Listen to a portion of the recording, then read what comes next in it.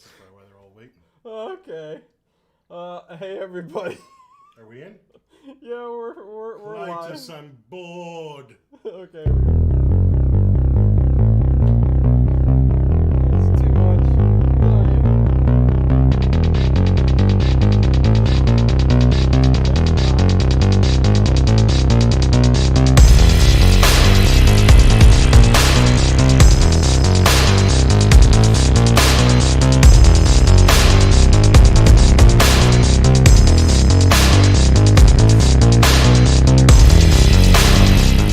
Is it just me? Or is it getting crazier out there? Hey everybody, welcome to the late horror show. What is going on? We're going to do the Flash Gordon 1981 movie review with me and Ted. It's me, Dino. Federico. Yes, as always. Oh my God, he's got me cracking up laughing. I can't. You guys we're doing the show topless. And Ted's shirt is back, and stand up. I picked this bum off out of the street here, and his shirt is disintegrating, but he won't let it go. So I am cracking up.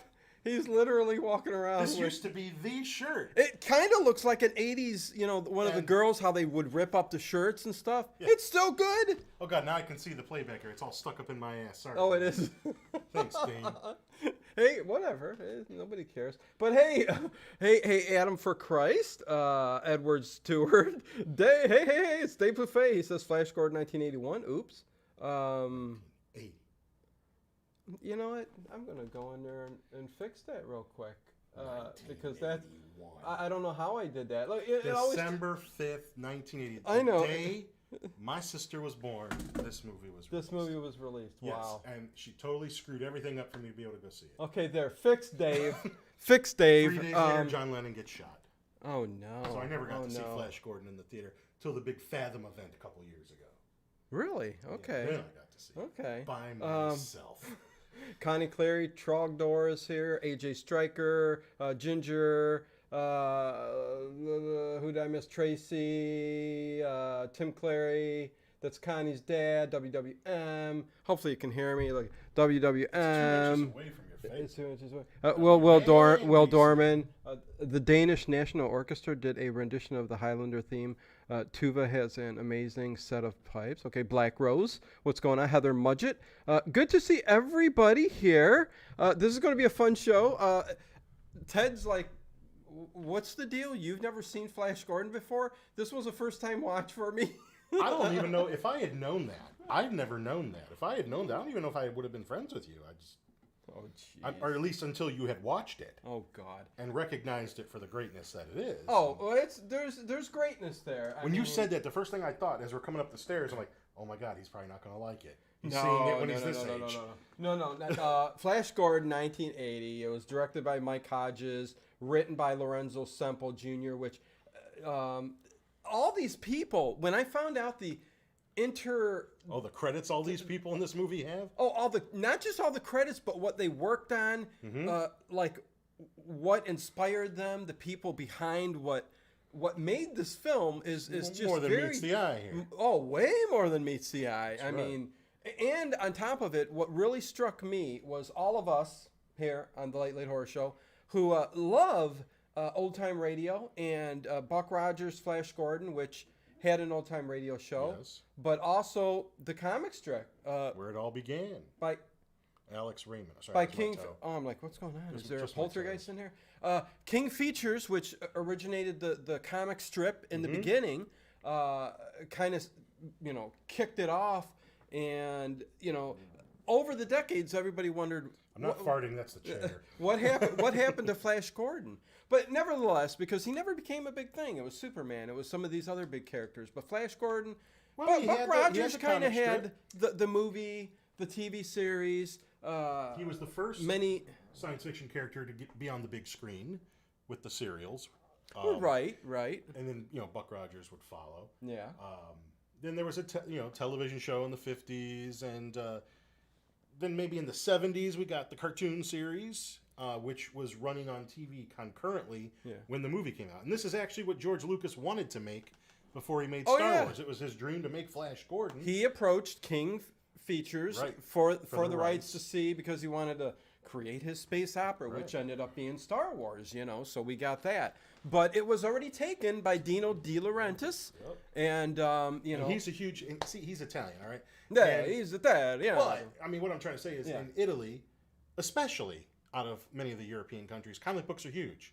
They love comic books. Hey, James Fritzzinger, And he was a huge comic fan and remembered it as a child. Flash Gordon wanted to make this movie, so he held on to those rights. And he actually financed a couple other comic book movies in the 60s. He did Barbarella. Yes, Barbarella. Which, okay, isn't great, but it's definitely got style. Oh, yeah, And no, a there's... pretty cool movie called Danger Diabolic. Yes, yes. That Mario Bava directed. And that's Mario Bava. It's not a superhero movie, it's more of a... It's kind of like a spy sort, not a spy picture, a thief. He's a world famous thief. Isn't it kind of like that movie we did? What was the other movie where there was the guy in all black leather that they were racing? It was kind of like a wacky racist type movie. I don't recall. You don't remember? It's something about death. It's in the title. Race. Death Race? Death, we didn't do Death Race. Oh yeah, Death Race 2000. But we didn't do Race. that movie. No, we didn't. But it reminds me of that. This similarity to that. But what I like about that, and even Terry Thomas is in it too, which is great. Oh God, yeah. I mean, his heck, big gaping tooth grin, and he's like the police commissioner that is just getting reamed a new one because. Well, we got Max von Sydow as Ming. We got in this film, Sam Jones as Flash Gordon. This was supposed to be his big breakout role. I mean, he kind of got it. Yeah.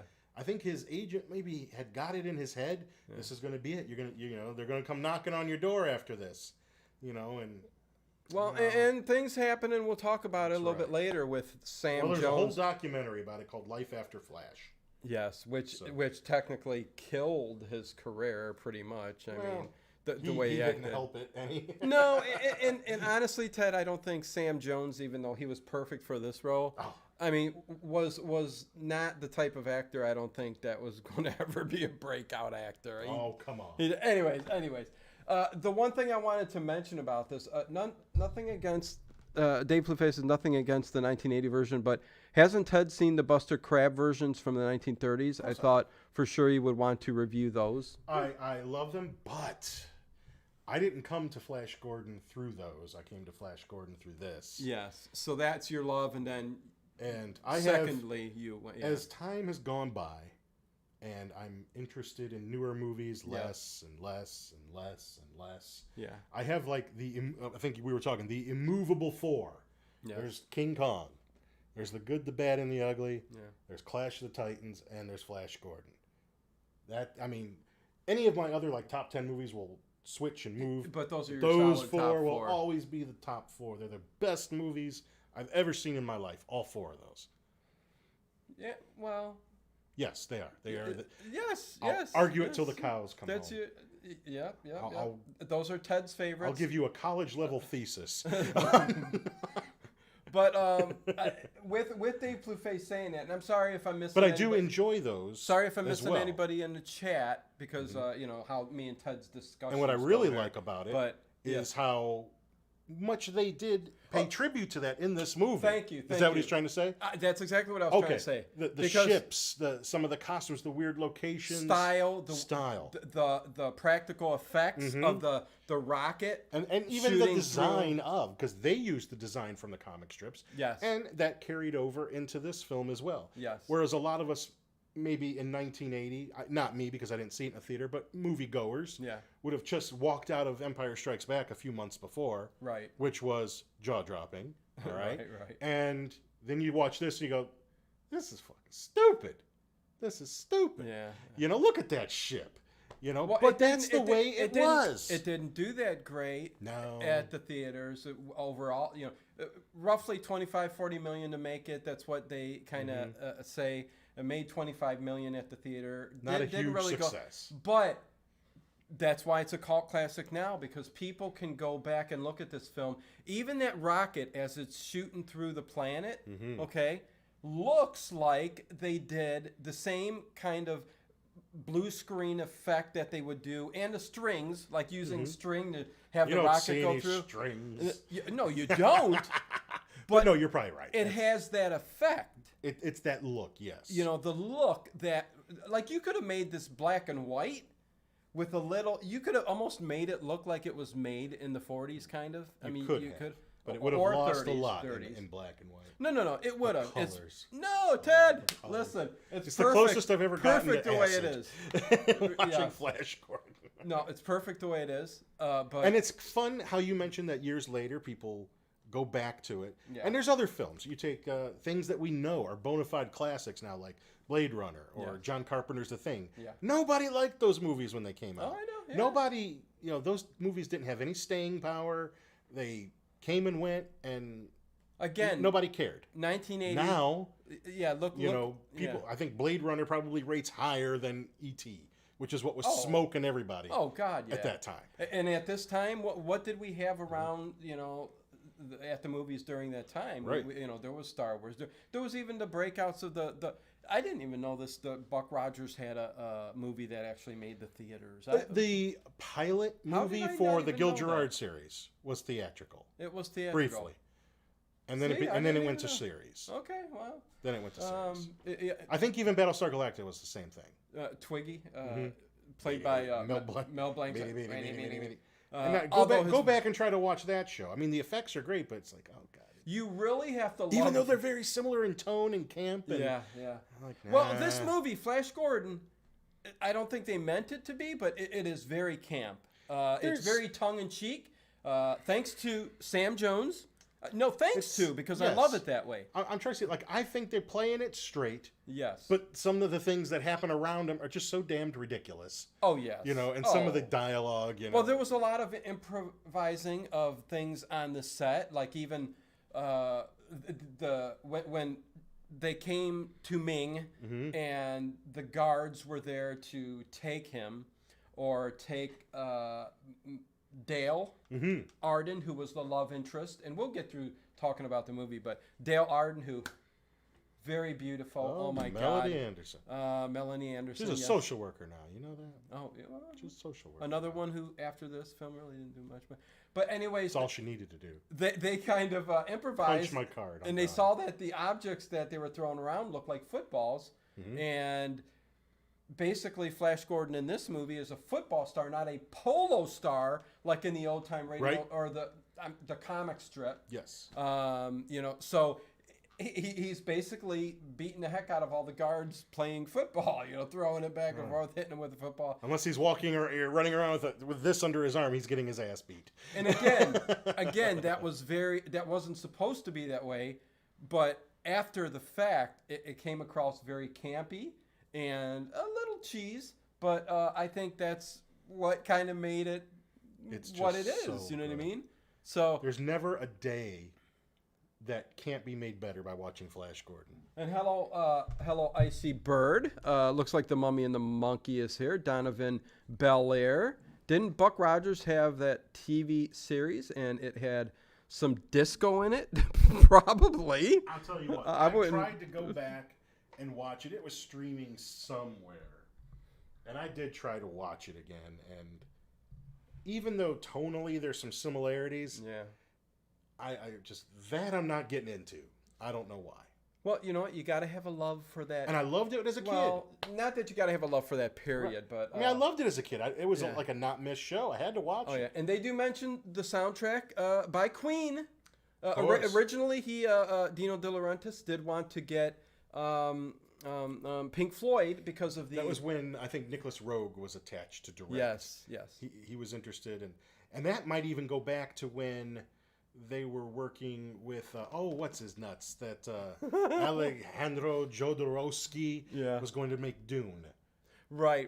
And he wanted Pink Floyd to do the soundtrack to that. So I mean, the idea of them doing the soundtrack to a science fiction movie had been kicked around, which Dino De Laurentiis did after the fact, and that still kind of bombed too. Dune, the original Dune that's tough. Now Jodorowsky, after watching that documentary, my God, that's the movie I want to see. Yeah. I want to see that big 8-hour version of Dune that does not resemble the book hardly at all. Yeah. And with Pink Floyd doing the sound, I would love to see that movie. I would love to have that book to just read the whole thing. Yeah. And I hear you. And we do have Richard O'Brien in here. We'll talk about, but JKS 80s horror fan, John. What is going on? He says, Dino, please make Ted. Thank you for the $10 super chat. Dino, please make Ted change that T-shirt. I'm John. Have no idea what to say. This has been around a long time. I thought it was lost for a long, long time. That's part of the late horror show. If ever there's, I thought everybody wanted it back. That's why I dug it out of the drawer. No, yeah. I mean, one of these days, if there's ever a YouTube Hall of Fame and the late horror show is there, this will be goes in there, sitting on a mannequin somewhere, encased in carbonite, and with a little picture of me. But thank you very much, John, for the $10 super chat. Really appreciate it. We haven't even started talking about the damn movie yet. No, we haven't. Well, there's a lot still. I mean, around the movie too. You know what the kind of vibes this movie kind of really gave me as a first time watch too. There's me some vibes. Especially when Aura's on the screen. Oh yeah, okay, we'll talk about the Italian vibes, man. That Italian beauty. This had a lot of Fantastic Voyage, Wizard of Oz kind of feel to it.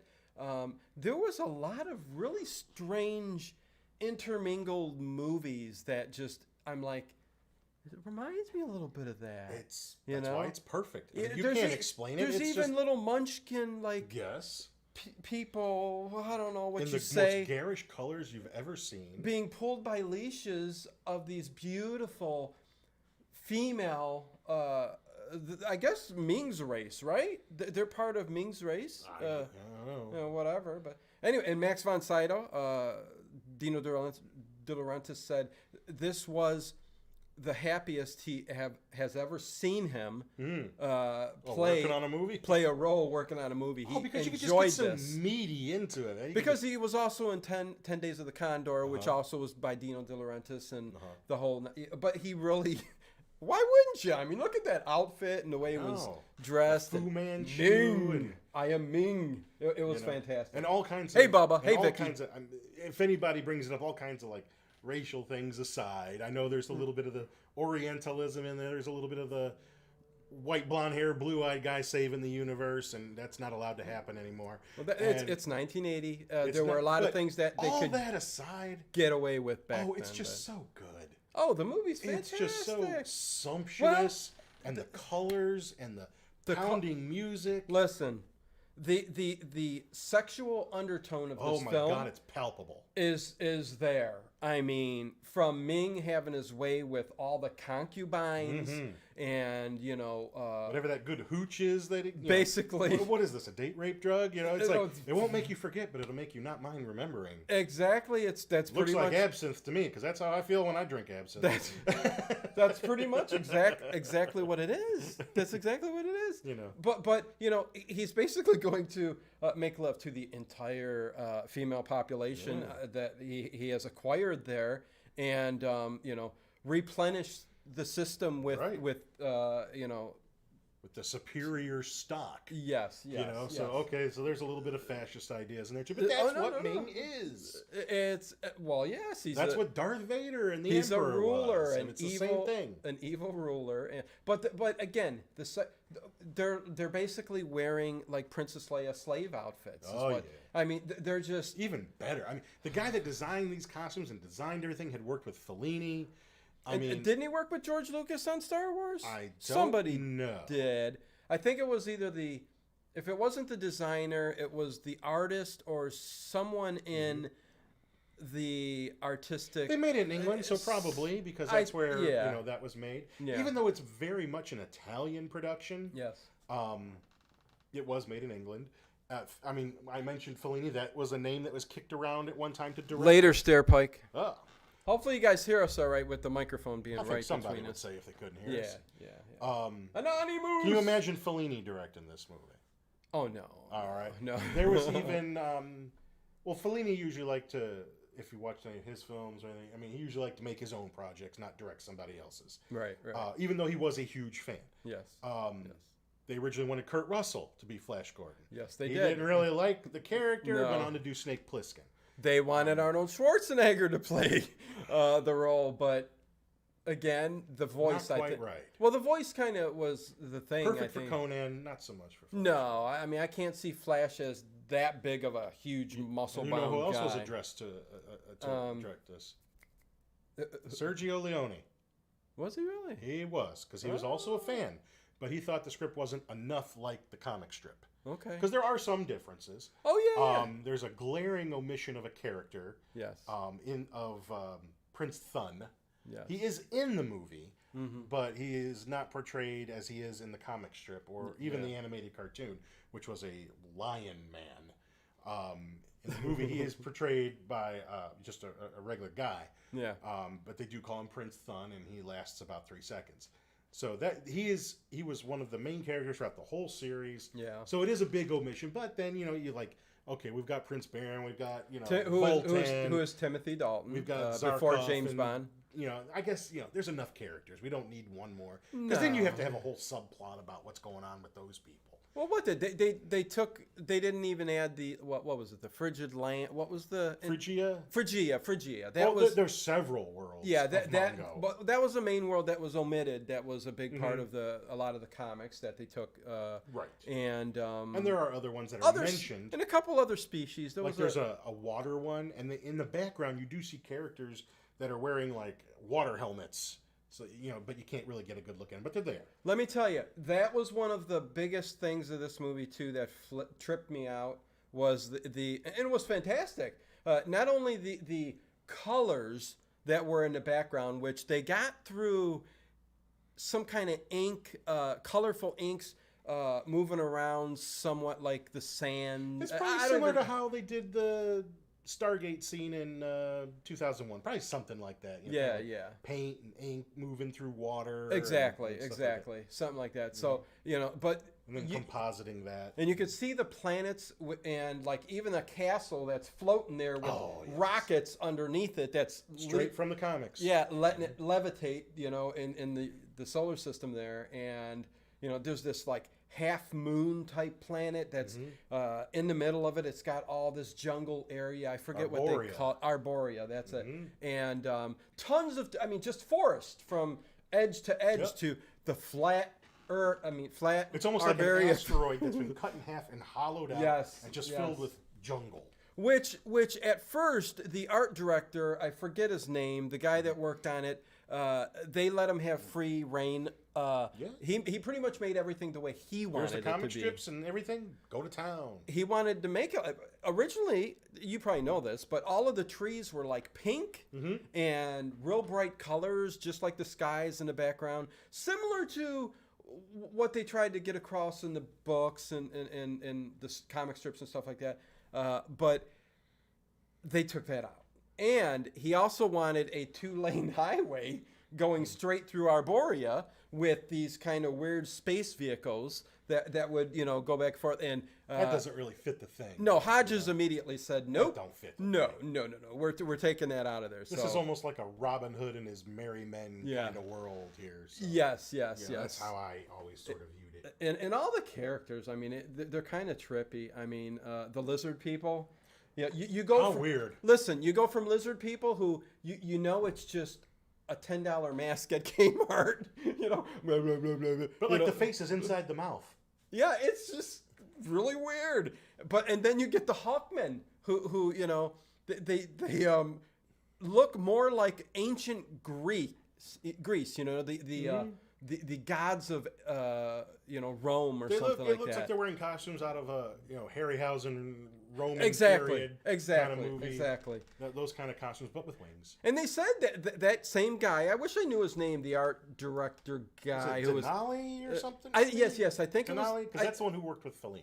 Yeah, I believe that's who it was. Okay. He even made like the wings, the big wings. They were so large and heavy that the crew couldn't even sit down. They made an actual perch for Topol to sit on during takes. You mean Brian Blessed. Brian Blessed. Yes, wrong person. It's okay. That's what you got me here for. Yeah, you know this better than I do. You've seen it way more times. So, anyways, I'm watching it again. There you go. But they made a perch so he could sit down without bending and messing up the wings. Whereas the rest of the crew had to go and lay down on their belly. So we lay on your stomach during the shoot and everything like that. So, it's just all the characters were amazing. again, I think the females in what they wore kind of were very lovely. Yeah, lurid. And lurid and very foxy. Yeah. So anyways, that's kind of my take from it. The sad thing is, some people might only know this movie from watching that Ted movie with the teddy bear. I was going to say, what brought this It's to... probably the only thing you've ever seen of Flash Gordon. Well, up until the watch. Look good in that. Up until the watch. There is a Seth Farland connection. Family Guy, Ted American Dad.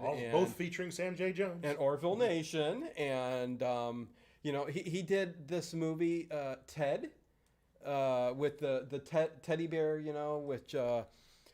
he brought back Sam Jones as kind of this over-the-top Flash Gordon character. Here's how we did it in the 80s. To the party, yeah.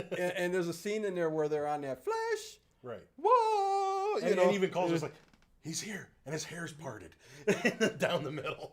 Just like... Yeah, no. That's not even his hair color. That was dyed. Oh, it's so funny. Really quick, let me see what everybody's got to say in here. John David, welcome. Here's an obscure cool 80s show. Now they're telling us. Well, let's see. Does it have anything to say? Tales of the Golden Monkey. Anyone remember that? I remember. Was about sort of Indiana Jones-ish type of seaplane. Yeah. And a dog wearing an eye patch, I think.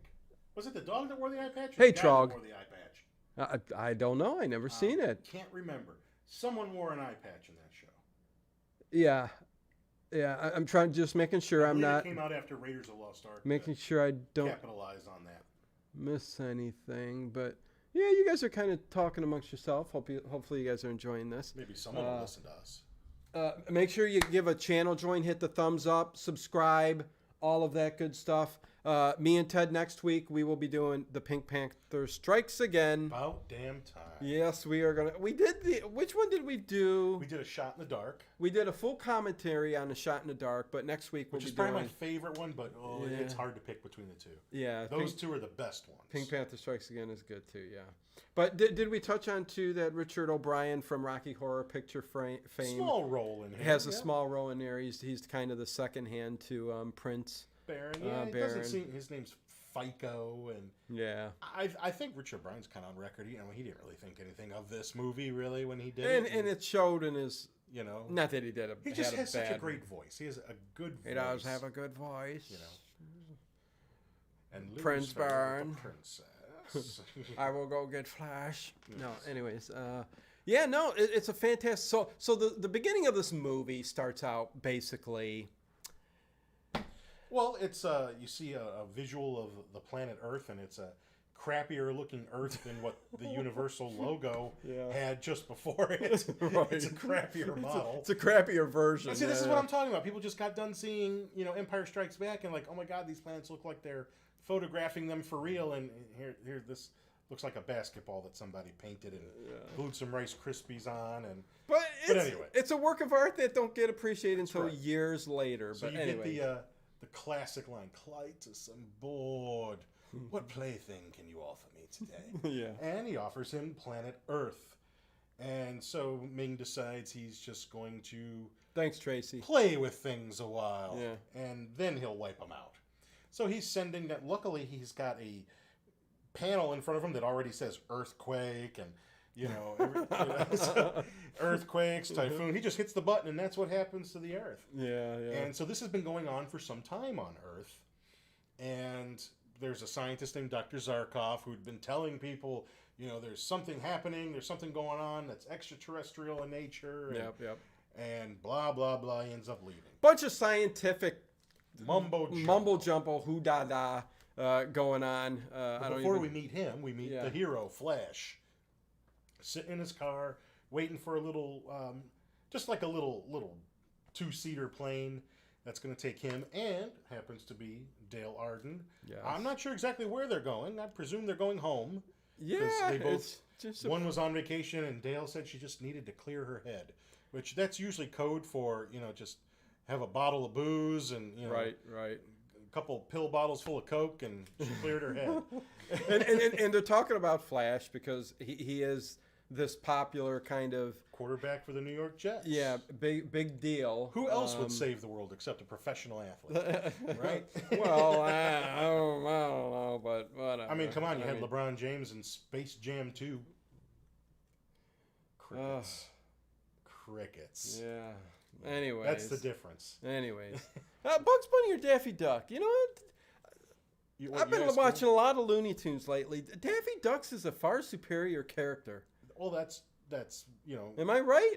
I probably enjoy Daffy Duck more than Bugs Bunny. Yeah. Actually, out of all the characters, I probably enjoy Bugs Bunny like towards the bottom. You know, even though he's a stinker. Yeah, he's a stinker, and I love him. With but Tweety and Sylvester are probably my favorites. Okay. Because that bird is evil. He is evil. That poor cat is just doing what's in its nature to do. I know. And that bird just gets off on messing with Teases the hell out of him. You know, completely. I just got on this thing kick because I've been watching a lot of Looney Tunes lately because HBO Max kind of has they're all on the there. entire collection. Most of them. You won't find Kitchen Time on there. Well, no, you won't. You have to look You look elsewhere for that. But yeah, it's on like the DVD sets. It's just not. They don't have it on the. But yeah, Daffy's just fantastic. Then I like Elmer Fudd. I was gonna say, Elmer Fudd. You know why I like him? I'm going off on a tangent. I don't care. There's a that's all right. Looney Tune cartoon called.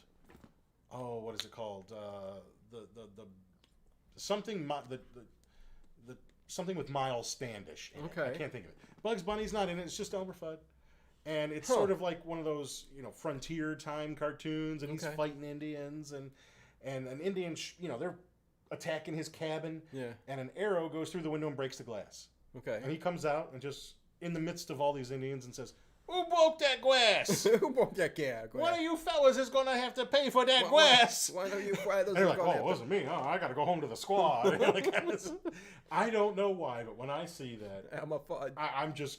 Who broke that glass? Who broke? And I'll even say it at home. If someone drops something, like, who broke that glass? That's Oh my God. It's so. But then, that Foghorn Leghorn, just because he beats that dog's ass. Yeah.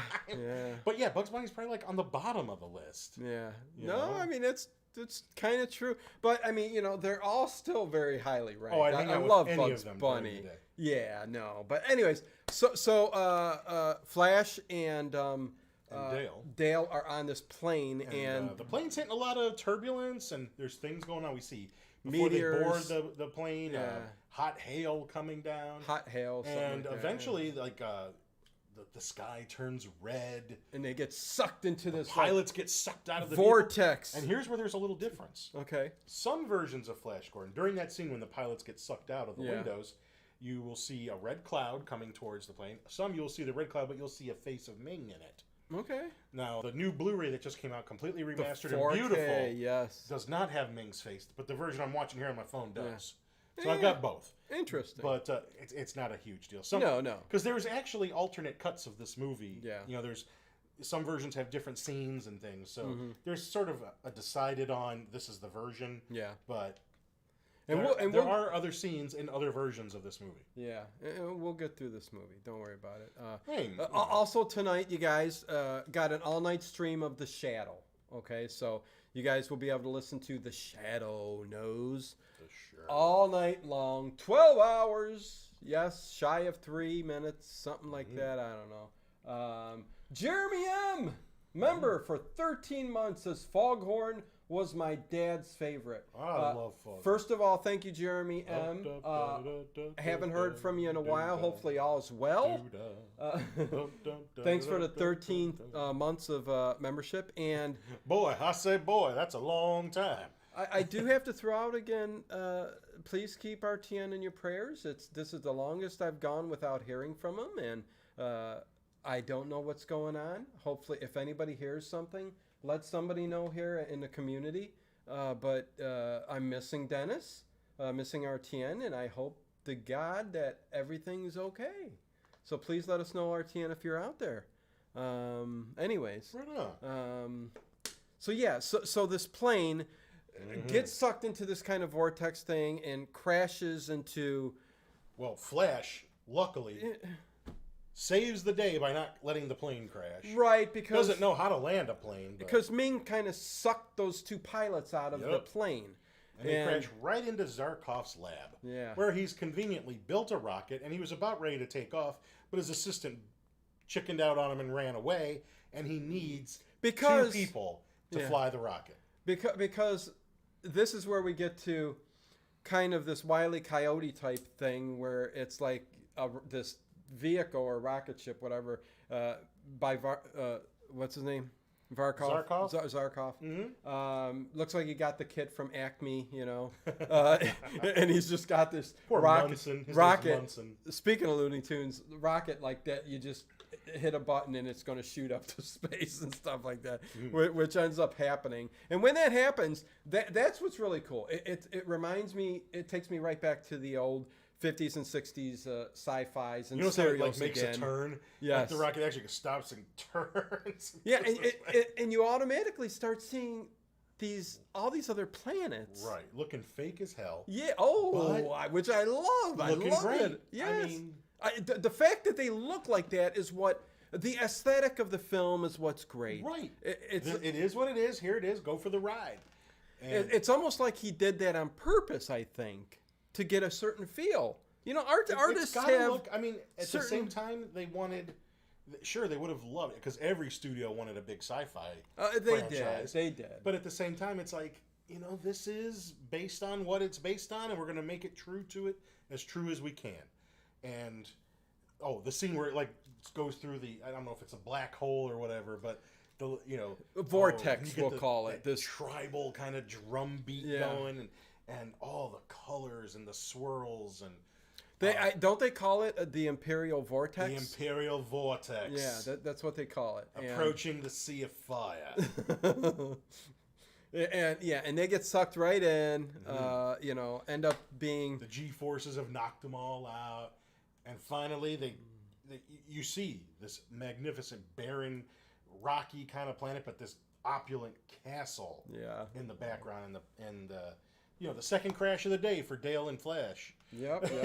We've crashed twice in one day. It's fantastic. It's fantastic. Like I said, it reminds. Then we start seeing the characters. And then But first we get that old flashback to the sci-fis of the 50s and 60s and that feel and that aesthetic, and then they crash and they get the characters, and the characters are just unbelievable. Well, I gotta tell you, they're I'm skipping ahead here in my movie a little bit, but I don't think that any of these characters are terribly derivative of any other film. Hello, Sandra. I think they're all very unique looking. I don't watch any of these these guards with the gold and the bright red, or these ones that are just all covered in crimson. They almost look like the Squid Game costume that they have in these newer series that they got. But it's I don't look at that and go, oh man, they're copying off Stormtroopers. No, this is unique. All very original. Yes.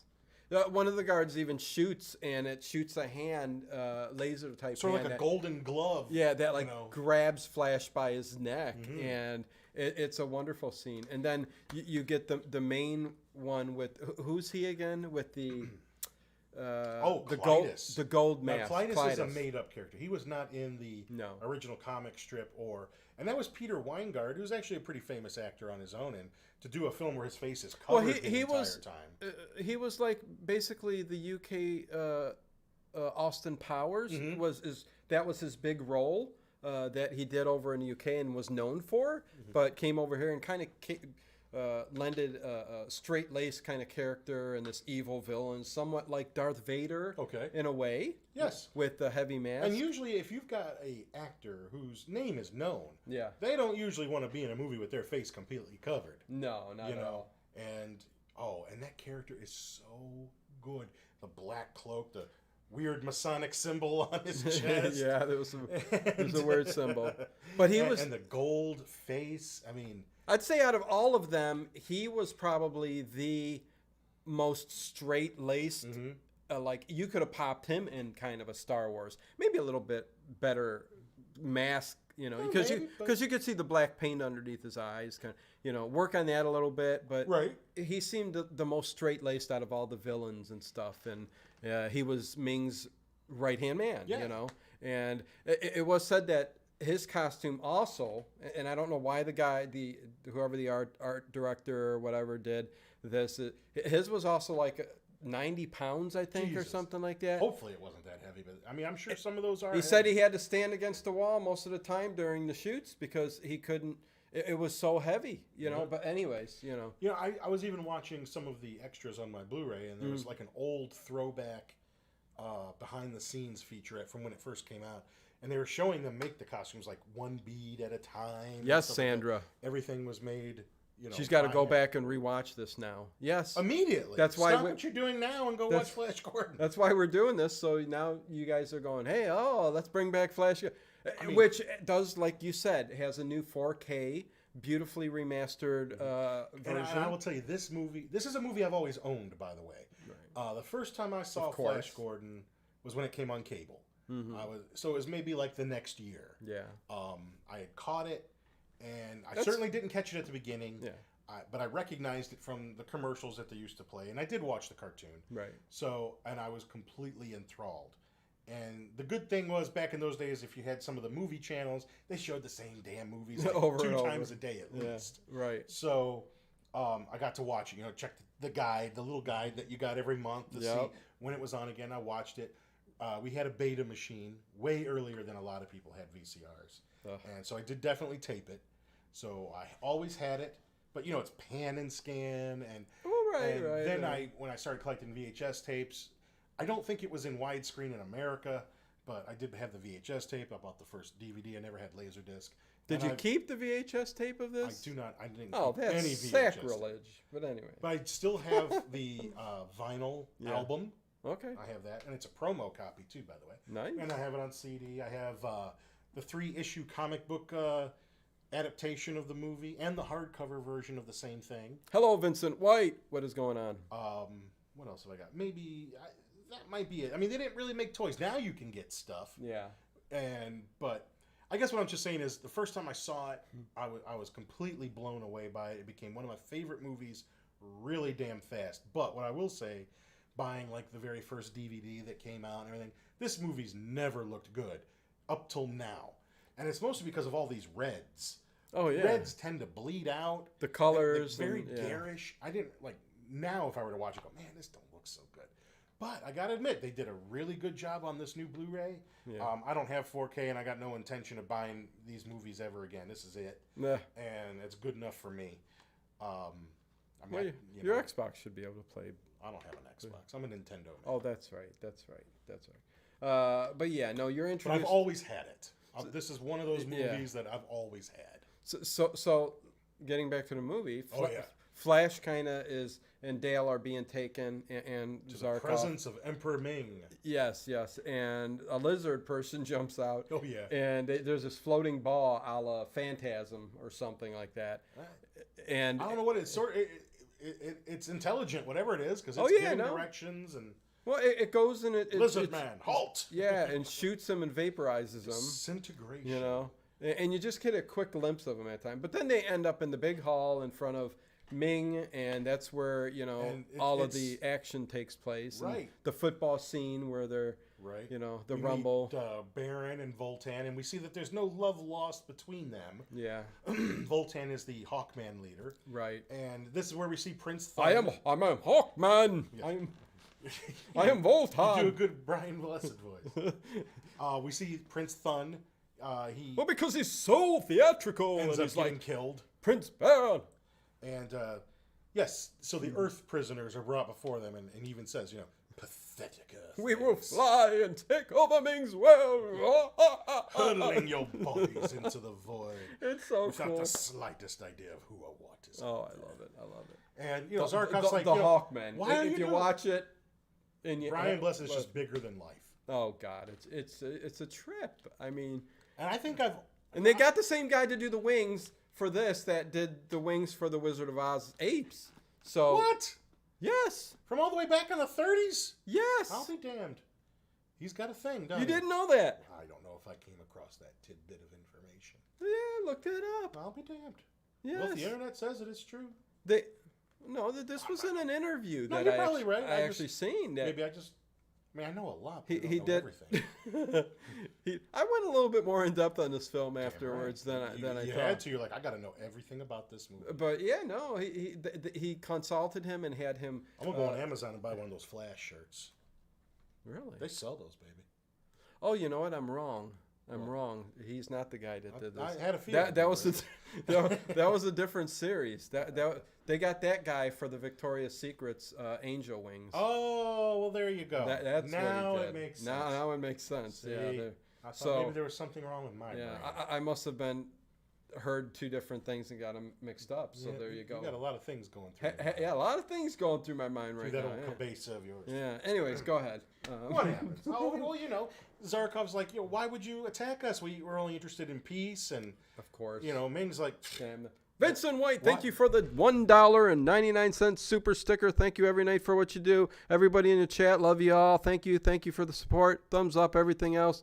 Glad to have Ted back on a weekly basis. We're doing fun stuff. Yeah, it's a really big show. That's a really big show. Really big Oh, where it goes so here. Yes, sir. Talking to you tonight about Flash Gordon. Flash in the Pants Gordon. He is a superhero, a super. No, okay, here we go. Oh my God, that's great. I should do the whole You show. should do a whole show like that, but no pictures of you. Ted, this is gonna be great, Ted. So, what do we get from me? Give us a synopsis of this show. So yeah, I mean, we can kind of skip past that part of Right, it there's a we whole kind of big fight. talk. Yeah, you know, because Ming's got eyes for Dale now, the Earth Woman. We will keep this. Yes, and he does we some. will keep her for our pleasure. Yes. I think the word pleasure is used about half a dozen And times. I must say that Ming has this ring that hypnotizes the female form. No, he shoots the ring that hypnotizes right They're doing at some little sexy dance. yeah, right at Dale, and he's I guess to see. Yeah, and they go. I forget who says it, but they go.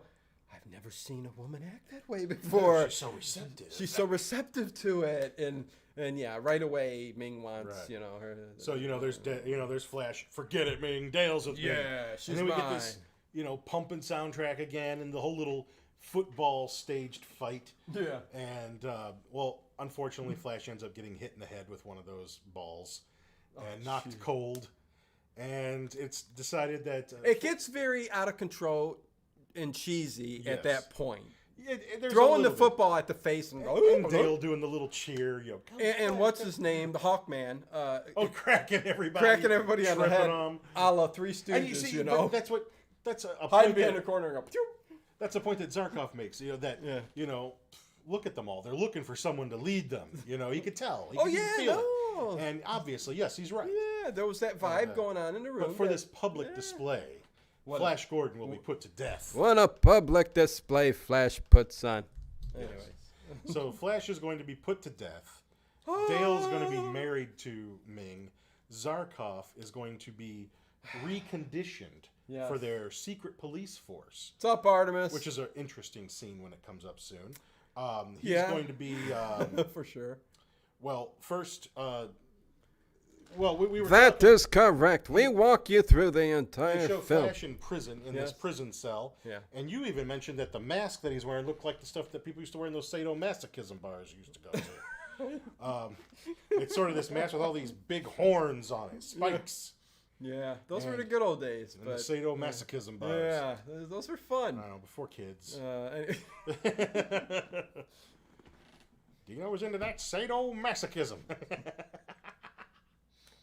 And, do you still got your rubber suit? Of course I still. It's a little tight now, but... Wait, people are gonna think we're serious. Are we? Anyways, go ahead. Are we? Or are we So they're going to end up killing Flash. You're not allowed to judge anymore. No. So Flash is going to get it. Ming says, no, be off with him. Kill him. That's Right. what he says. He gets his final I little am Max meeting von with Dale. Sydow. That's who I am. He gets to have his last minute with Dale. And, I love Claudius. He's like, I even understand you refused your last meal. The chef will be disappointed. And he's like, tell him to go to hell. I love it. And, Flash almost reminds me of a lot of the hard-boiled detectives in the old-time radio shows. Tell him to go to hell. Yeah, tell him to go to hell. I'm just interested in my dame here. Oh, we also have to mention that during after the little football fight thing happens, Aura, we are introduced to Ming's daughter, Aura. Hello, Adam, for Christ. Who is Foxy. Yes. Puts the boo in bootay. She is an Italian model that they got to play this role. Yes. And yeah, she's a. She just drips. She's very seductive. Yes. And very beautiful. So yes. she and it's a weird little relationship. It looks like her and her father have. Yeah. She's twirling in his beard a little bit, and he's like, "Father, don't kill him yet. I want him." And he just looks at her like, "Your appetites are far too dangerous. I refuse." It's a bit sexual, but more of a kind of a spoiled brat kind of thing going on. And he even says, "What will your Prince Baron say?" Because they're together in a relation. I don't know if they're engaged or anything. I don't think she's engaged to anybody. No. Even Flash makes the comment later in the movie, does anybody trust her twice? Right. No, she's a very, she's cold-hearted, calculated, and she gets what she wants for the most part. So she's definitely got the hots for Flash. Yes, right away. So we've got the procession going to the execution chamber. He's going to be gassed. And, of course, he has to walk out in these tight little leather underwear gotchis and nothing else. Black leather underwear, yeah. Sam Jones, get in shape, buddy. There's a little bit more of that sadomasochism. Yeah. And he's going into this, gas chamber. Right. I mean, it's really weird. And they put the It looks like an electric chair is what it looks like. Yeah. And they put a hood over there and... this yellow, the one guy who I guess is the executioner. There's a doctor. Doctor comes in and gives him an injection, and we hear him whisper, "This will help you on your way." You know the shots from the original Star Trek, which was done way before this, looked way better than this. I don't know. I mean, a lot of these things looked like what you would get. But that's another planet, though. From the Flash Gordon's another planet. Things are a little different. Even the instruments, like that needle, whatever, it looks like something you would send away for in a Flash Gordon comic or something like that. You know what it was? Remember those little air gun things that would pop the cork out on a string? Pop! Yeah. Pop! That's all it was. Yeah. They just painted it. But evidently that was... then the gas comes in, it's all yellow, and he's dead. He's dead. They put him on the space, autopsy table or whatever. Well, he's in a coffin. Oh, no, yes, he is in a coffin. And there's these little sort of Jawa-ish characters or phantasm midgets. Again, there's so many... Watch what you say. There's so many... Really? Little people. Anyways, for the love of Christ. There's, the Jawas, yeah. How come they can't call me weight challenged instead of fat? Oh, I'm joking with you. There we go. Say whatever the heck you want. Damn right. Look at those lizard people. That's why they tune in. Look at those lizard people. Oh my God. Yes, there's more of them. By God. But listen, there's and that's a really nice coffin he's in. What am I trying to say? I'm trying to say, again, there's a little bit of Wizard of Oz, a little even Star Wars. I mean, these Jawa creatures. It's like, but Star Wars came before the original Star Wars. Yes. So and Empire, true. So yeah, did he get some of that from? Yeah, I don't know. He must have taken a lot of. It's just I don't know. Even it's European, man. As original as it is, yes, I think he kind of took little bits and pieces of things and. Well, it's like, hey, we got all these little people over here that we could give some work to. Let's put them in the movie. Have you seen my? I was looking at that. Yeah, Did you get that made? That was sent by Vicky to me. Made especially if you lift up this corner by what's it say there? The Late Horror Show handmade for by Tokar Quilts, and it's numbered 20. Well, it's dated 2022. Yeah, it's not numbered. It's dated. It's not numbered. I got number 20. No, I got number 2022. It's one of a kind for the Late Horror Show. Anyways, thank you, Vicky. Anyways, this shirt. So now that we're forward facing again. Forward facing. Well, forward facing. And so yes, Flash is being laid to rest in his coffin before he's being buried. And this is a really nice coffin. It's even got the beautiful logo from the movie right on there. Flash Gordon, Earthling. I know. Executed by Ming.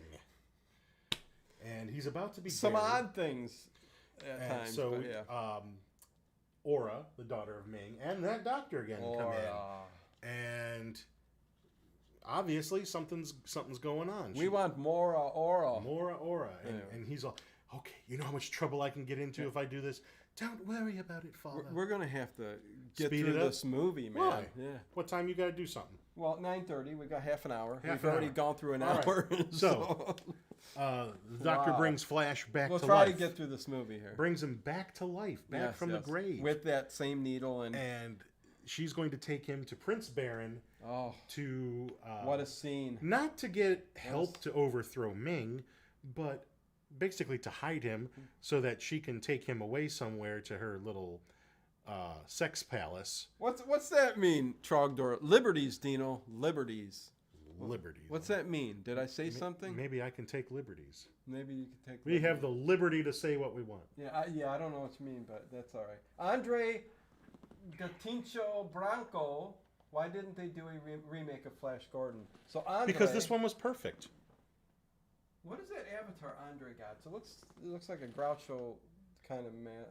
Anyways, interesting. And Because welcome. this one's already perfect. Make sure you hit subscribe, that bell icon, join the channel, super chat us for lots of monies, 50s, 100s. Although I do think Flash Gordon is ripe. And we'll talk about whatever you super chat us for a good 5 minutes. For redoing. So, anyways. But the problem with why don't they reboot it, you don't want them to do that because they're going to F it all up 3 ways to Sunday.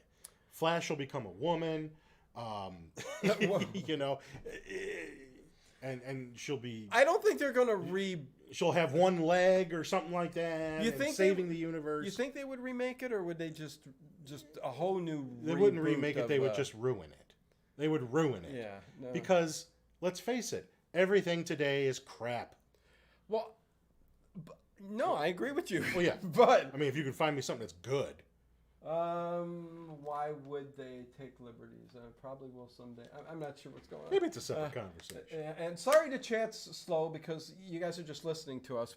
We kind of ramble on and on. I am checking it for super chats that you may throw up there, 50s or 100s, whatever. 50s or 100s. You know, whatever feels good to you. I mean, be generous. No, I don't think. Listen, Flash Gordon, Buck Rogers. I mean, they're probably two of the most important heroes in the first part of the century when it comes to pop culture. I think you need to throw in John Carter, the Lone Ranger, Tarzan. You know, these are all great American mythological characters. We got a lot of things from that too. But I'll say I didn't hate the Lone Ranger movie. I liked it. With Johnny Depp? I did. I liked it. And I even liked John Carter, even though it didn't stick to the book as much as I would have liked. I enjoyed John Carter. But I certainly didn't dislike it. But it was quite different from the book. And all the prints that were in the stores, I sent them to the studio because I have like 1,000 different lithographs. But you know that. Yeah, I told you. They were... those were mine, and I sent them to the studio just for the Johnny Depp Lone Ranger movie. So it's just a cool little thing. But anyways, Aura gets Flash on the rocket to go to Arboria, and during that whole thing, she's seducing him. God. She's trying to persuade him every way she can. Oh yeah, and he's almost falling into it, man. He's just... He says something, doesn't he? Like, they have a thought projector. Like yeah. And you put this thing on and you can project your thoughts to somebody. You can call someone. It's like a telephone. I just called to say I love you. Hello? And he wants to tune into Dale on this. Yeah. Eventually she shows him, but while he's doing it, she's macking on him. Hey, big Mark. time. Hey, Mark. I mean, he's probably got a raging bone. And during the conversation, he's like, man, this girl's really turning me on. That's what he says. And Dale's on the other end and goes, what? What did you say? Forget I said it. yeah, he goes, forget I said it. But yeah, and then they kind of... I think that's where he comes to his senses. Yeah, like, okay. Yeah. So they do get to Arboria. Yes. The prince is happy as hell to see her. You know, she's... You know, well, because they meant to meet up there, and she's he there. Didn't think, because she lies all the time. He's like, "You're here, you made it. I'm Robin Hood, Prince of the Forest." For you. Oh. And here comes Flash, back from the grave. And then matter of fact, that's even what he says. Welcome back from the grave. Yes. And he's not too happy because he feels that she's got the hots for him. Oh, yeah. Oh, and yeah. he's the only reason he doesn't like Flash is strict jealousy. Oh, yeah. Without a doubt. You know, he's supposed to be keeping Flash safe for her. Meanwhile, He's just not going to kill him. no. That's all. He's no. not going to kill him, but he's not going to prevent him from putting himself in a situation to get killed. Well, not at this time, but okay. He tries to trap him into getting himself killed. Yes. To quickly wrap this up, there's some kind of kid becoming a man ceremony going on, a ritual in there where he puts his hand in this thing and into a stump. If this creature, stings him, spikes him, it's and got many him, openings, and you put your arm in there, and So that's a big deal on this Arborea or whatever. Right. Did I say it right? Arborea. Arborea, yeah. So he kind of puts Flash in a situation where if he enters this temple, he has to do it. And that's what they do. Richard O'Brien, matter of fact, is the one that tricks him into there. So they do the Russian sort of Russian roulette. Russian roulette. Prince, but instead of just doing it once, it's like you go, I go. Well, Prince does go. it twice. Yeah. And then he's like, I'm not doing it no more. Yeah. And he says, now you sure these are the rules? Yeah. Now, you keep going. Mm-hmm. You keep going. So that's exactly what he did. But he saw what happened to the young man before because he got stung. Yeah. And I guess if you get stung, the poison will cause you to go through such pain and agony. It's better just to be killed now and have it over with. And he goes, it can take days or weeks or months. Depending on your strength. What's that? Timothy Dalton, man, it's just great actor. Days or months. Anyway. My second favorite James Bond after Sean Connery. That's where you're nuts. Anyways. Timothy Dalton? But we got our own tastes. Who's okay. Roger, Sean Connery is the best. Right. Timothy Dalton is the second best. Roger Moore. Oh, get that. Listen. You're on drugs. There's a lot of cheesy Roger Moore, but that's what I love. Oh, I love Roger Moore. Don't get me wrong. Yeah. I love Roger. I love me some Roger, but I like George Lazenby better than Roger. No. Sean Connery, Roger Moore. Everybody's going to come on this chat, Sean Lazenby, and they're all going to tell Timothy you you're Dalton. crazy. You put Timothy Dalton last? Out of the four, yes. Last? Yes. Listen, you guys, tell me if I'm wrong. Sean Connery, Roger Moore, Lazenby, Dalton. Timothy Dalton played it closest to the book. Well, how should we put the new guy in there? Daniel Craig. Okay, let me rework. Fourth. Let me rework this. Fourth. Sean Connery, Roger Moore. No. Timothy Dalton. No. Then the new guy. George Lazenby. Daniel Craig. Daniel Craig. Why can't I say that? Daniel Craig, Lazenby. Sean Connery. Timothy Dalton. Timothy Dalton. So that's my George list. Lazenby, That's my James Bond list. Daniel Craig. Maybe we'll do a whole. Roger Moore. Okay, so I mean, it's just different. Hey, but at least we agree on our top one. I mean, Daniel Craig. I mean, But let me say, they're all close, so it is a tough. I love them all. I own every Bond movie. Yeah, it's tough. So do I. Yeah, that's right. But my physical media collection. I'll tell you what. James Bond was the first I bet you one haven't watched License to Kill in a while. Watch License to Kill. Within this year, I've watched License to Kill. Timothy Dalton, man, he's the shit.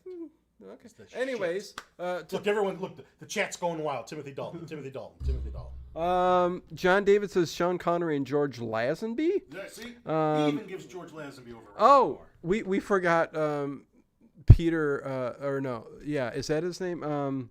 Pierce Brosnan. Oh, shitballs. Okay. Pierce Brosnan comes before Daniel Craig on my list. Does he really? Oh, God, yes. Sean Connery, Timothy Dalton, George Lazenby, Pierce Brosnan, Daniel Craig, Roger Moore. Okay. How did we forget Pierce? Sean Connery, Roger Moore, Daniel Craig, Craig? Lazenby, Pierce Brosnan, Timothy Dalton. Over Pierce Brosnan? Brosnan? There you go. That's me. He didn't always have the best scripts, but he was fantastic in them. Yeah, I know. Yeah, hey, this is fun, man. I like, but they're all close, and I love them all. But Gordon, man, we're gonna have this debate right now. But that's I think we can wrap up that pretty quickly if we really want to. We still got a half an hour, but let's see. Hello, Orlando. What's going on? UFO's no joke. What's going on? Just trying to see if anybody had anything different to say. I'm in the mood for some rock opera, says Trogdor. Moore was too old. Okay, listen, Ginger. Okay, listen. In there for sure. He probably shouldn't have done that last one. Yes, and Roger Moore was he was pushing 60, and he was kind of the. Oh man, I get. But he didn't write the damn stories. No, I get what you. But it didn't take away from the feel and aesthetic of that time period for James Bond. Roger Moore. Well, that's it. They fit their time period. Exactly. That's what I love about it. Like, that's what made Roger Moore for me. He fit right in that time slot. Right. After Roger, even though I didn't see him as a badass, you look at him and you go, "An old guy's beating the crap out of the." But then look what happened, because you had Roger Moore's, which are typically considered a little more lighthearted, maybe a little more goofy. Yeah. And then they decided to go completely anti that and go hard edge, no humor at all. Yeah. Timothy Dalton. Yeah. Which is closer to how he's portrayed in the book, but that really threw a lot of people off. Yeah, yeah. Like, whoa, this isn't what we've been used to for 20 years. Oh, any change. 15 years. Yeah. And so, those two films ended up not being as popular and later on being rediscovered and reappreciated a little bit more. Just of course. Like George Lazenby's one. Of course, I thought that's actually one of the best Bond movies It's a fantastic film. On Her Majesty's Secret is one of the best. Yes, it's a good movie. It's a good movie. I think the love comes for Sean Connery and Roger Moore because of the length of time that they did these films. Right. And plus, again, great movies like From Russia with Love and Goldfinger, Thunderball. I mean, 1, 2, 3, the best. Talking about Flash Gordon, in any series. Oh yeah. I mean, From Russia with Love, Goldfinger, Thunderball. No franchise can top that. Yeah, yeah. And going from Flash Gordon to Moonraker. Speaking of, kind of that space kind of thing. But anyways. We did. Anyways, so let's see. Flash pulls the wool over Baron's eyes. He tricks Yuri Phoenix. He fakes being bit by the stump monster. Yes. Gets a sword onto Baron, escapes, but ends up getting caught by this sort of upside down spider monster. Oh yeah. And Baron is hunting him because he wants revenge. Rescues him, but then the Hawk people swoop in and catch him because they found out that he's got Gordon. Yes, they said Flash Gordon is still alive. Right. Gordon's alive. He's alive. And they get taken to Voltan's kingdom, which is this castle on these jet propulsion things in the sky. And this is one of the best parts of me. I watched it with my little boy today. Yeah. And he loved this part. Okay. Where, if Voltan's holding Prince Baron hostage, there's actually a rule, one of Ming's laws, that no prince of Mongo can be held for ransom without being entitled to trial by combat. And he's like, all right, who do you want to fight? And he says, Flash is behind him. And it's this round It's disc. A very cool scene, and nothing like it in any other science fiction. I think it took 3 weeks to film. Oh God, I don't even know how long. And 2 weeks to film for 3 minutes of footage. And yes, explain it. It's this round hovering disc, which actually was built with air hydraulics. Mm-hmm. And so it would tilt and move. It was a dangerous thing. I think they gave them a couple weeks to prepare for that by learn how to do the moves and choreograph. Exactly. And the only weapons they're given are 2 bullwhips. And it's like, damn. Yeah. Because when they start whipping each other, whoosh. But little do we know, Voltan's got a remote control. He can tilt this bad boy this way. And if you fall off, you're falling into the void. I mean, you're gone. And the spikes are coming up. Oh, spikes come up. And the funny thing very is, exciting. Oh yeah, no, it's a rough scene, and one was one of the more dangerous parts of filming the film. Mm-hmm. Because if they fell on a spike too. Yeah, I don't think those things were made out of rubber. So. No, and they kept getting paint on them, and then having to repaint the thing, clean them off. Yeah, makeup people Because were it probably putting, got all scuffed up and it wouldn't look right, so they had to probably repaint it. yeah, and the makeup people were putting way too much blood on them, and they're like, that's going to get us not a PG-13 or a PG, or whatever. Yeah, at there the wasn't time. a PG-13. Yeah, at the time, PG rating, and so they had to keep cutting back on the blood. They were so it was just a really long ordeal for a short period. Right, and the way the fight ends up going is Baron's about to fall off. He's holding on to a spike for dear life. The Baron. And of course, Flash, being a human, an Earthman, with feelings. Like Superman. Oh, what? Yeah. Helps Baron back up. He's so taken aback by him helping him. Yes, that he's like, what? Where you go, I follow. Yes, I'm your dude. Yep. So they decide this is it. Let's we're all team here. up. Let's team up. Let's fight. Yep. And right at that moment, Ming's vessel's coming in. Clytus comes on board. He's telling them, "Oh, you're arrested. You're arrested. You're harboring a traitor." And well, they kill Clytus in a great way. They throw him onto the spiky disc, and then it looks like applesauce comes out of his mouth. Yes, or something. yes. I don't know what And his eyes bulge out the mask. Or does Clytus die? We don't Because know for sure. The movie ends, and we can. I presume that's supposed to be Ming, but you never know. You think it had that looked like Clytus's hand. But anyways, they show the very ending of the movie because he was initially going to do a movie all about Clytus. I do believe. Am I wrong? I don't know that I know about a Clytus movie. But I mean, they were dying. They were hoping this would catch on. They could make a few sequels. Yeah. I mean, they certainly wanted to do that. I could have sworn what I heard was that's he had a goal that he wanted to do that. So that's why which looks like Clytus's hand, goes ahead and gets the ring or something like that, and backs up, and then it ends. The movie ends. Huh? But you hear Max von Sydow laughing, so. Yeah. So. But anyways, yeah. Oh well. Also, we know that Zarkov and Dale, they escape Ming City, and no emotion. Zarkov's mind could not be taken away by the imperial conditioning. He says, I started reciting Shakespeare. And he says, even a song by the Beatles. The Beatles. They couldn't take that away. And so, when he said that seemed like a lot of bull. I'm not putting down the film, but it seemed like a lot of bull because when they showed them trying to basically suck out all his memory. Yes. Empty his mind. He was looking. He could have been concentrating on the Beatles and stuff, but the movie made it appear as though he was seeing his whole, and the emotions were going with. Remember when Hitler shows up because he's Jewish in the movie, and the actor is Jewish. Yeah.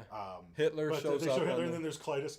Now he showed promise, to take over the world. Silly. Well, because Clytus is the evil villain trying to take over the whatever. Anyway, what Ming explains is that every 1,000 years he tests all the galaxies that have intelligent life. Yes. And good for him. He rains down disasters upon them, and if they see it as something natural or whatever supernatural, he judges them not a threat, leaves them alone, spares them. Yeah. But if they suspect the hand of Ming, he considers them a threat and they'll be destroyed. So Zarkov, this is before they empty his mind. He's like, so you're saying it's my fault Earth is being destroyed? Like, precisely.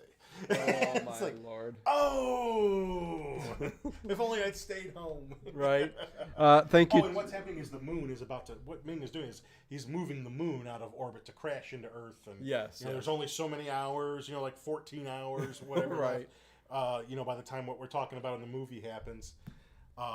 Thanks Tracy for the links for the Patreon join and the channel join. Thanks. Appreciate it. So Clytus is dead. The first move has been made. Ming's troops come on the Voltan's kingdom there. They take away Voltan. They're getting away. You got their people. Get all you can carry. Get the hell out of here. But they take away Baron, Zarkov, Dale, and they leave Flash. Ming even tries, sort of like the devil with Jesus in the desert, trying because he is the savior. Yes. All right. Yes. And he is trying to tempt him. Like, I'll give you a kingdom.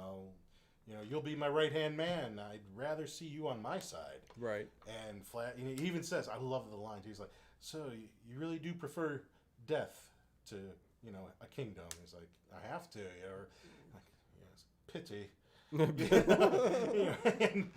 and so yeah, they start blasting the kingdom, and Flash finds a little slide, then goes down. I love this part. Yeah. I used to do this on my couch. I remember I used to sit on top of the couch and slide down when I was like 6 and pretend I was Flash, go on a rocket cycle. Yeah. And yeah, it's a Hawkman rocket cycle. I don't know why they would need it because they can fly. Yeah. But they have one. And Flash is riding a rocket cycle. Riding the rocket, which is awesome. Out in space, or whatever you want to call it there, you know. That's what you see in that Ted movie. They're riding on that. Yeah. Because it's the cheesiest part of the movie. No, it's awesome. Cheesy doesn't mean bad. It's awesome. In my book, it doesn't mean it's just bad. Beautiful. It's amazing. He's floating on a frickin' rocket cycle. And I love how the CB radio's got the little with the blue blue screen in the back, and so he calls for Voltan. Flash Gordon to Voltan. Come in, Voltan. And, yes, Flash. Gordon's alive. He's still alive again. And he's, and he says, "Hey, I'm riding blind on a rocket cycle. Help me out." We will come to you. He sends him a homing beacon because they're on Arborea hiding out. And what's so funny is this is funny because of I'm just Lloyd. Hello, Lloyd. Nice to see you. He's just Lloyd. That's okay. Nothing wrong with just being Lloyd. And he's just John Swan. This show is great. Thank you, John Swan. Pass along to all your friends. Yeah, come hang out with us every Wednesday. Me and Ginger every Sunday. There's so much going on this channel. So, whatever. Anyways, I've never met a more awesome group of people. You better believe it. This channel is fantastic. It's an awesome group of people. So, yeah, we're getting there. Flash is in mid space, whatever, and all these Hawkmen fly to his location. They've got a plan. And this is the plan. Yeah. Flash is going to fly solo towards Mongo City. Yeah. All right, because the wedding of Ming and Dale is about to take place. Right. And I mean, literally, it's happening, and Earth's about to get destroyed. And I like how they got like just minutes and seconds. I like how they got the Earth. Yeah, it's they don't have play it everywhere. They don't have their own wedding. Nope, ours is good enough.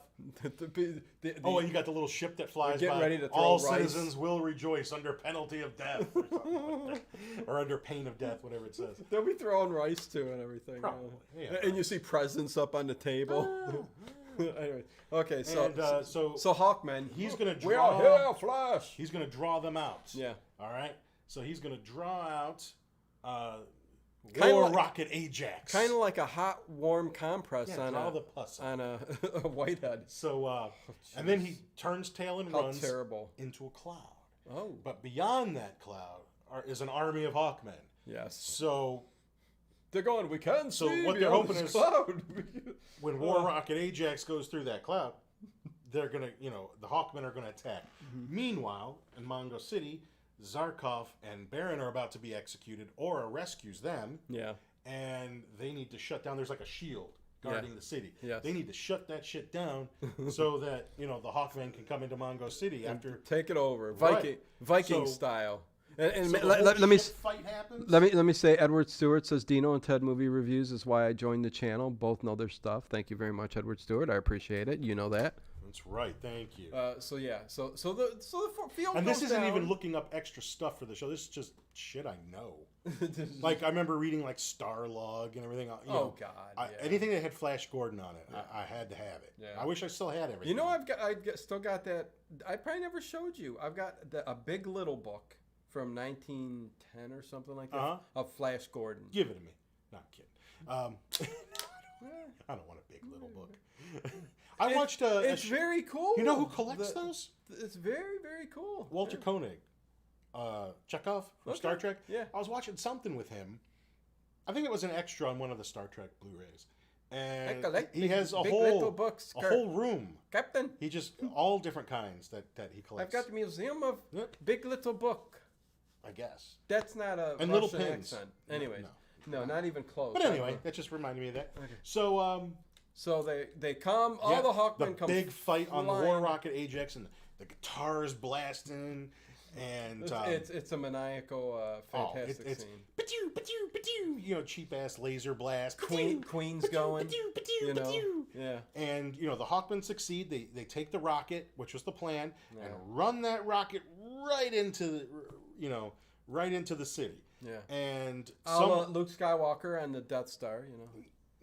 Kind of, you know, not close. I don't know. I mean, I don't know if Mongo City has a weak some spot. Analogy, yeah. But make sure you get here. It will be a 99.99%. It's this big. Make sure you hit that mark. Chance that you anyways. Right. Yeah. Lame. On George Lucas. Star Wars. So the plan was for everybody to kind of bail out of that ship, let it just crash into the city, we must and they're bail. gonna attack Hawkmen. the city. Yeah. But you know, at the last minute, you know, Flash and Voltan are supposed to leave, and Flash like someone's got to fly this ship. Yeah. You know, it's not going to make it.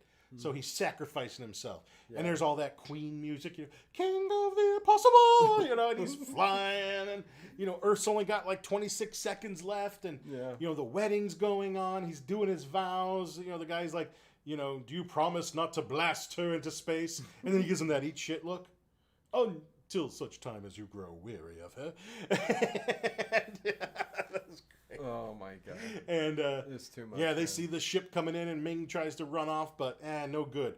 The spike, there's like a little spike on that ship, and right through Ming. Yep, that's now. What would have been better is some kind of big sword fight or something like that, because that's how it was like in the comics. Right. It would have been nice to have a little bit of a face-to-face between the two. Yeah. But that's just not how it worked out. And that's okay. And in this movie, no, this was the perfect way for them to. You know, it'd have been nice. You know, I mean, you had Luke and Darth Vader facing off.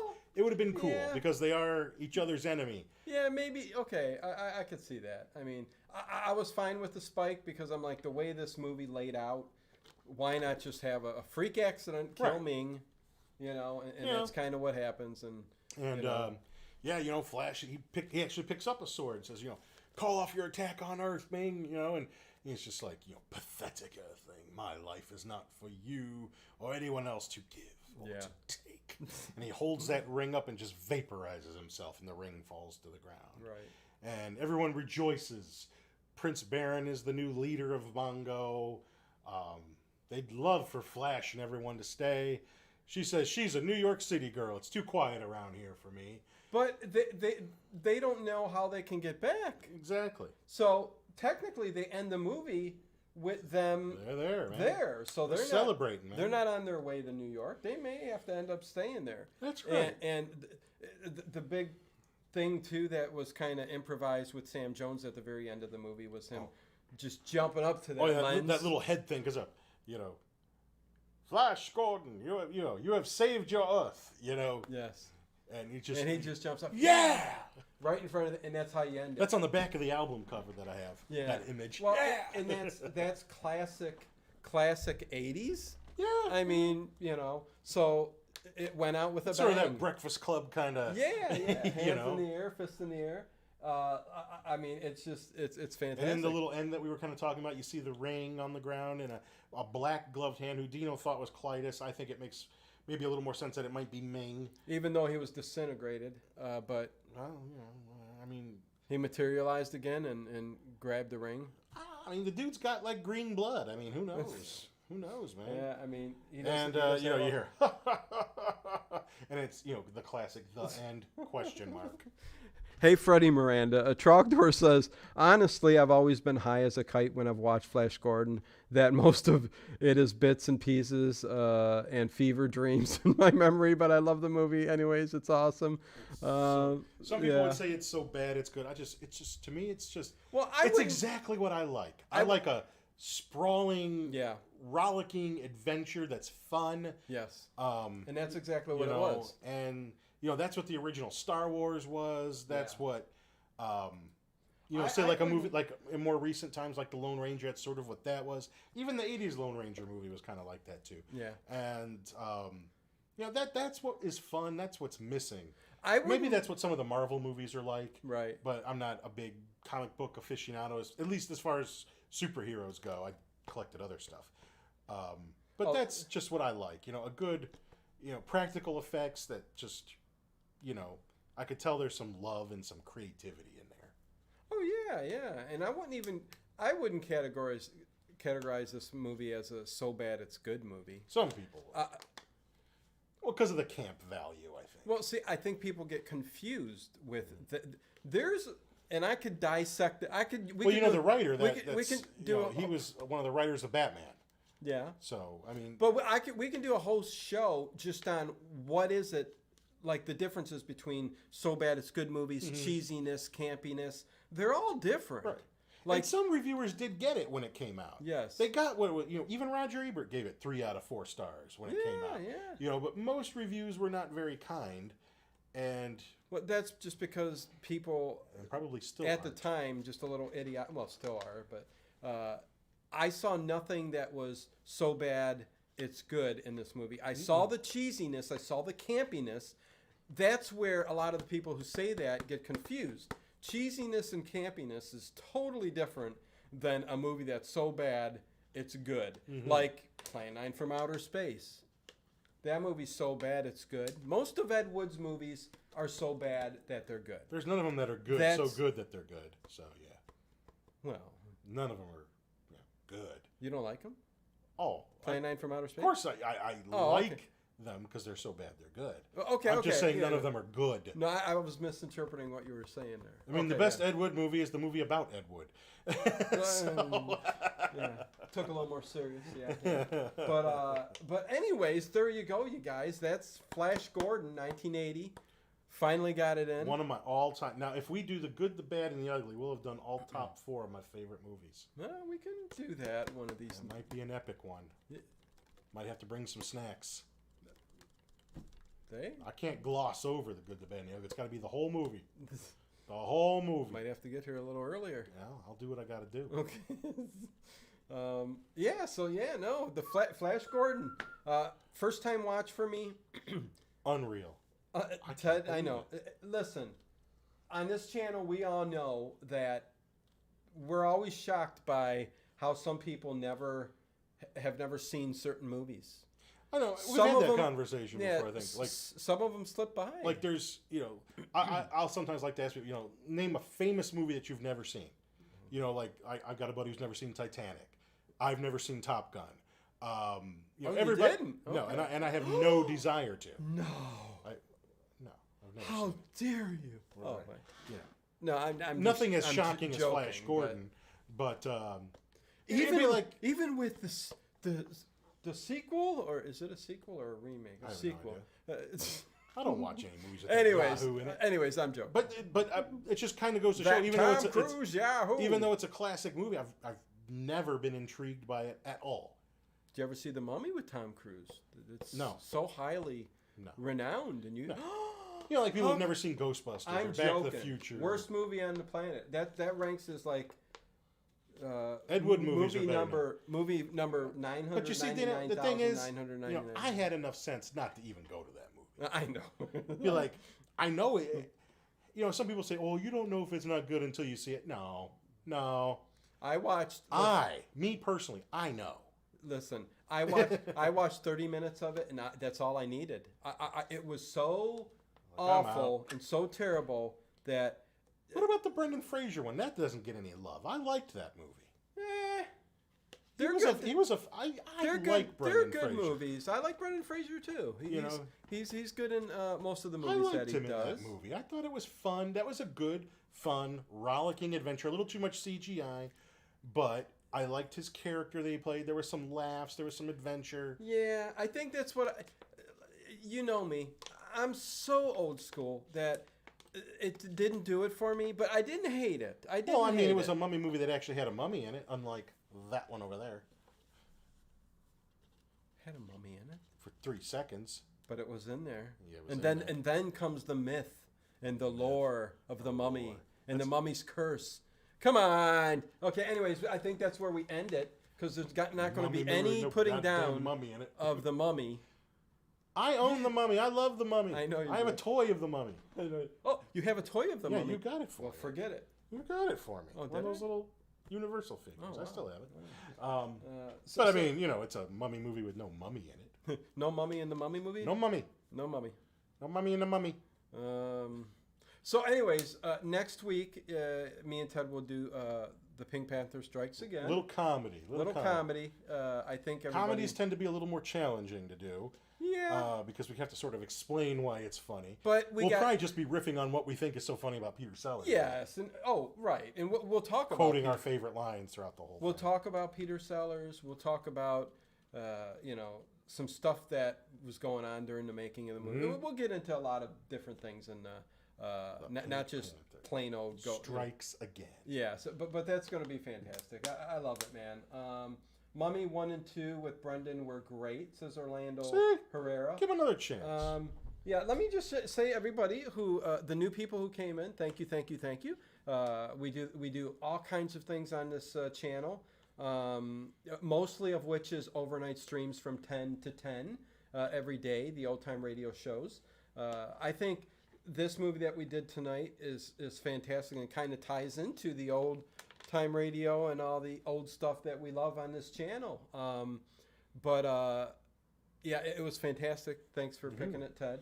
No problem. The Shadow knows. The Shadow knows. We'll be all night tonight, all Shadow. All night long. So all night long. So enjoy that. Thanks everybody for stopping by, and we will see you next week. Next week. Yeah.